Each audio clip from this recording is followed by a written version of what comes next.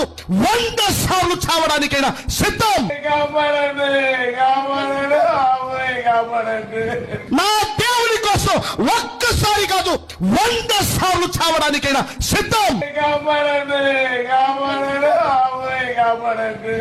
బతకడం కోసం యేసు ప్రభుని ప్రకటించట్లా, అనేకుల్ని బ్రతికించటం కోసం యేసు ప్రభుని ప్రకటిస్తున్నాను.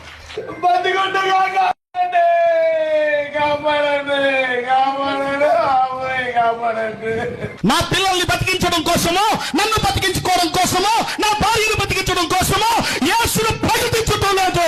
అనేకులను ప్రభు కోసం బ్రతికించటానికి క్రీస్తును ప్రకటించే బృహత్తరమైన బాధ్యత దేవుడు నా బుధ స్కంధాల మీద పెట్టాడు. అందుకే చావంటే భయం లేదు.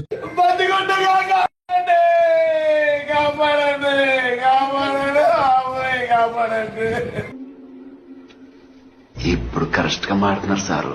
ఇదయ్యా మీ అసలు రూపం.